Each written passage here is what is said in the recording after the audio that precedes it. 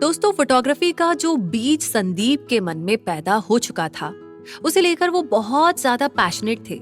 सबसे पहले तो उन्होंने कुछ पैसे खर्च किए ताकि वो फोटोग्राफी का कोर्स कर सके, बेसिक सीख सके। इसके बाद अपनी प्रैक्टिस के बल पर उन्होंने खुद को इम्प्रूव किया। वो बताते हैं कि उन्होंने सीखने के लिए बहुत सारे लोगों की फ्री में पिक्चर्स खींची, फ्री में उनका पोर्टफोलियो बनाया। इसके लिए उन्हें जो सामने मिल जाता, जो अपनी पोर्टफोलियो बनवाने को तैयार हो जाता, संदीप उसी को पकड़ लेते थे। सुबह से शाम हो जाती थी, बस वो पिक्चर्स निकालते रहते थे। कई बार तो उनका फोटोग्राफी का ये सिलसिला रात तक चलता ही रहता था, जब तक रोशनी पूरी तरह से खत्म नहीं हो जाती थी और जब तक सामने वाला उनसे ये ना कह दे कि भाई अब वो थक चुका है। संदीप माहेश्वरी की इस लगातार प्रैक्टिस ने उन्हें अपने काम में एकदम प्रोफेशनल बना दिया था। फोटोग्राफी एक जुनून था जो संदीप के सर पर सवार हो चुका था। संदीप समझ चुके थे कि फोटोग्राफी ही वो करियर है जहां पर वो आगे बढ़ना चाहते हैं। अपने इस काम से वो एक महीने का 25 से 30 हजार कमा रहे थे। उनकी फैमिली बहुत खुश थी, लेकिन उन्हें कहीं ना कहीं सेटिस्फैक्शन नहीं था। इसी बीच उनका एक दोस्त उनके पास आता है, जो उन्हें एक और मल्टी लेवल मार्केटिंग कंपनी के बारे में बताता है। वो कंपनी अब भारत में बंद हो चुकी है। उसका नाम जापान लाइफ था, जो उस समय पर बहुत बड़ी मल्टी लेवल मार्केटिंग कंपनी थी। जापान लाइफ एक बहुत बड़ी लेवल की कंपनी थी, जहां एंट्री के लिए ही आपको 70,000 रुपए की जरूरत पड़ती थी। संदीप माहेश्वरी ने उस कंपनी का हिस्सा बनने के लिए, उस मार्केटिंग कंपनी को ज्वाइन करने के लिए अपना कैमरा बेचा, अपनी सारी सेविंग लगाई, कुछ इधर उधर से पैसे जुगाड़ लिए, फिर वो उस कंपनी में चले गए। उनकी फैमिली ने यहाँ पर उन्हें रोकने की भी कोशिश की, क्योंकि उनकी फैमिली उनकी फोटोग्राफी के एक कंफर्ट जोन से बंध चुकी थी। उन्हें लगता था कि जहाँ 25 से 30 हजार हर महीने आ रहे हैं, वहां एक बड़ा रिस्क लेने की क्या जरूरत है। लेकिन ये तो संदीप की पुरानी आदत थी। वो अपनी फोटोग्राफी को बीच में ही छोड़कर उस मार्केटिंग कंपनी का हिस्सा बन गए। संदीप माहेश्वरी ने इस कंपनी में अपने 11 महीने बिताए। 11 महीने के अंदर ही वो एक हायर पोजीशन पर पहुंच चुके थे, जिसे उस कंपनी में डायरेक्ट डिस्ट्रीब्यूटर कहा जाता था। ये उस कंपनी का एक एडवांस्ड लेवल था। उस कंपनी के लोगों के लिए भी संदीप की ये अचीवमेंट एक बहुत बड़ी अचीवमेंट थी।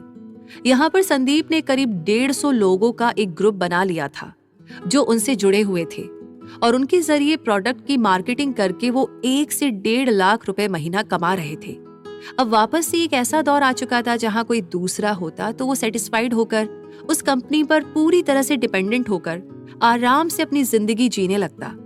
लेकिन संदीप माहेश्वरी की वही पुरानी आदत की चीजों को छोड़ना, कुछ नया ट्राई करना, रिस्क लेना उनकी जिंदगी का अहम हिस्सा था। अभी तक उन्हें वो पॉइंट भी नहीं मिला था जहां जाकर वो खुद को रोक सके। इसलिए संदीप माहेश्वरी ने अपना खुद का बिजनेस शुरू करने की प्लानिंग की। अब उनकी फैमिली वापस से परेशान होने लगी। उनकी फैमिली का कहना था कि जहां आप 1 से 1.5 लाख रुपए एक महीने का कमा रहे हैं, वहां इस कंपनी में कुछ देर और कुछ दिन और बने रहने में क्या बुराई है। उनका कहना था कि बाद में छोड़ देना, पर पहले 6 से 7 महीना और काम कर लो, ताकि 6 से 7 लाख रुपए जमा हो जाए। पर संदीप नहीं माने। संदीप माहेश्वरी ने अपने 3 दोस्तों के साथ मिलकर अपनी खुद की एक मल्टी लेवल मार्केटिंग कंपनी खोली, जिसमें उन सभी ने बहुत मेहनत की।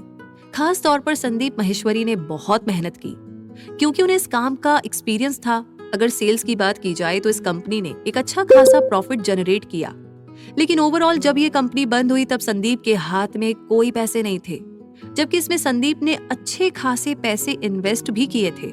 इसका रीजन था पार्टनर्स के बीच किसी तरह का विवाद। शायद संदीप माहेश्वरी के लिए ये पार्टनरशिप और ये एक्सपीरियंस उनकी जिंदगी का सबसे बुरा एक्सपीरियंस रहा होगा।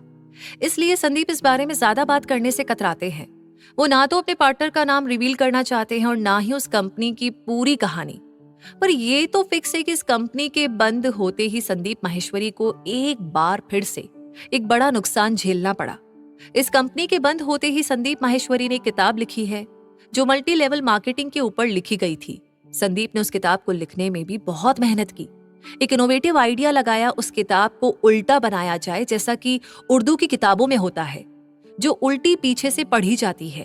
एक यूनिक आइडिया, और इतनी मेहनत करने के बावजूद भी संदीप माहेश्वरी की वो किताब फेल हो गई थी, क्योंकि जितने भी पब्लिशर्स थे उन्होंने इसे पब्लिश करने से मना कर दिया। पब्लिशर्स को लगा कि इसमें कोई दम नहीं है। संदीप ने सेल्फ पब्लिशिंग का आइडिया लगाया और एक प्रिंटिंग शॉप के जरिए अपनी किताब पब्लिश करवाई। और इसकी 850 कॉपियां बनवाई।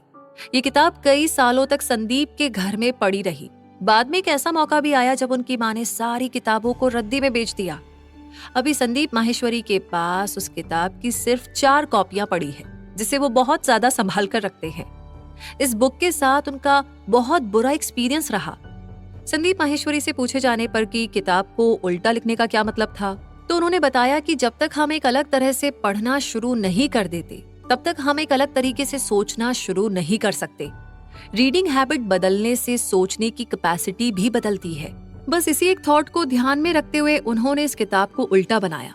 इस बुक के साथ बहुत बुरा एक्सपीरियंस होने के बाद भी संदीप बताते हैं कि वो इस फेलियर को भी फेलियर की तरह नहीं देखते, क्योंकि इस किताब को लिखने के लिए उन्होंने न जाने कितनी सारी किताबें पढ़ी, लिखने की प्रैक्टिस की, तो इससे कहीं ना कहीं उनका नॉलेज एनहेंस हुआ।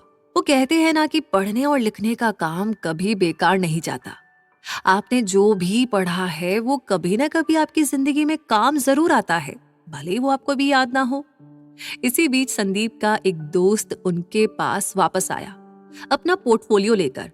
उस पोर्टफोलियो को देखकर संदीप को याद आया कि उनकी कंपनी के बंद होने और उनकी किताब के फेल होने के बाद भी उनके पास एक और रास्ता बचा है, जिसमें वो माहिर है, वो फोटोग्राफी है। इसके बाद वो वापस से फोटोग्राफी की तरफ मुड़ गए।